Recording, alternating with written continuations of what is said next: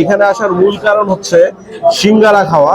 কারণ হচ্ছে রংপুরে খুব একটা কলিজা সিঙ্গারা পাওয়া যায় না। এই যে বাদাম সাইজ একটু ছোট বাট দাম বেশি।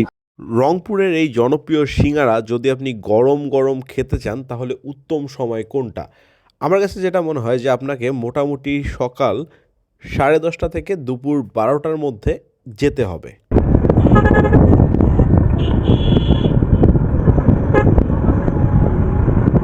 রংপুর শহরের ভিতরে আছি সেটা বুঝতেই পারছেন। এখন আমি আছি রংপুর সুরভি উদ্যানের ঠিক সামনে। দেখা যাক আজকে আমাদের গন্তব্য কোথায় হয়। দেখেন মডেল মসজিদ কিন্তু দেখা যাচ্ছে। এই মুহূর্তে আমি প্রায় রংপুর শহরের কাচারি বাজারের কাছাকাছি চলে আসছি। রংপুরের এই সিঙ্গারা সম্পর্কে যাদের আইডিয়া আছে তারা কিন্তু ধরেই ফেলতে পারবেন যে আমি এখন কোথায় আছি। আমি এখন কাচারি বাজার দিয়ে একটু কোর্টের যে রোডটা আছে এই দিকে ঢুকে গেলাম। আসসালামু আলাইকুম, কি অবস্থা গর্বিত জাতি? আশা করি সকলেই ভালো আছেন। ভিডিও শুরুতেই ভালোবাসা অবিরাম। এই মুহূর্তে আছি রংপুর কাচারি বাজার, মৌবনের সিঙ্গারা খাইতে আসছি। এটা মৌবনের নতুন একটা শাখা দিছে, নতুন শাখা না আসলে পুরাতন যে মৌবন ছিল ওটা বন্ধ হয়ে গেছে। বন্ধ হওয়ার পর এইদিকে আসছে, কোর্টের এইদিকে। তো আজকে এখানে সিঙ্গারা ট্রাই করতে আসছি। এখানে আপনার কলিজা সিঙ্গারা পাওয়া যায়। তো এই যে মৌবনের ভিতরে যাবো, আসেন।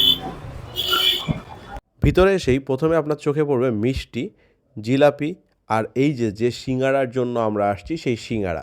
দেখেন এই মৌবনে কিন্তু সব সময় একটা মানুষের অন্যরকম ভিড় লক্ষ্য করা যায়। আচ্ছা, এখানে আসার মূল কারণ হচ্ছে সিঙ্গারা খাওয়া।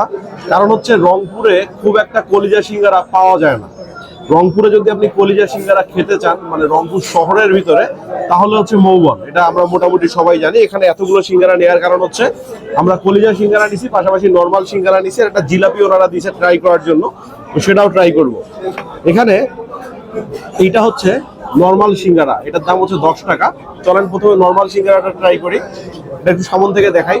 এটা সাইজ হচ্ছে এই যে এই সাইজের, ঠিক আছে? 10 টাকা আর কি দাম। চলেন মুখে দিই, বিসমিল্লাহ। প্রচুর ক্রাউড, মানে এই মৌবনে প্রতিদিন প্রচুর মানুষ আসে কিন্তু। বিসমিল্লাহ।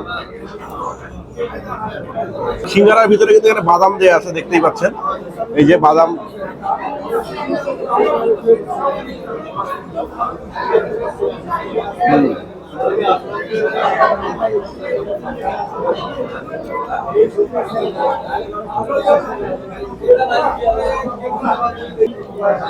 সিঙ্গারার ভিতরে 3-4টা বাদাম পাইছি, যেগুলো মুখের মধ্যে ডিফারেন্ট একটা স্বাদ দিচ্ছে। আমার কাছে পার্সোনালি এইখানকার এই সিঙ্গারাটা কিন্তু খেতে ভালো লাগে।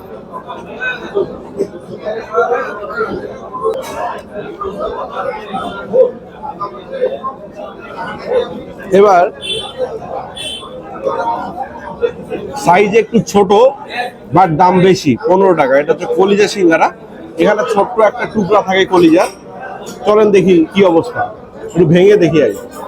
কারণ কলিজাটা আগে দেখা উচিত যে কলিজা কতটুকু পরিমাণে থাকে। এই যে কলিজা বের হয়ে আসছে, এই যে এই পরিমাণে আপনার কিন্তু কলিজা থাকে। চলেন একটু মুখে দিয়ে দেখি কলিজা সিঙ্গারাটা খেতে কেমন লাগে। এই কলিজা সিঙ্গারা কিন্তু আপনার বাদাম দেয়া আছে।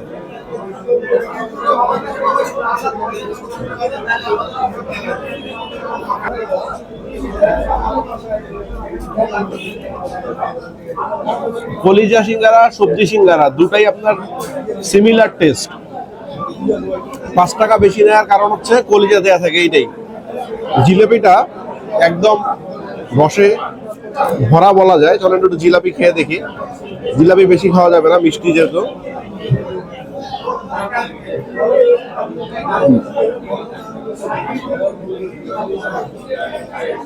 জিলাপিটাও ভালো। এইখানে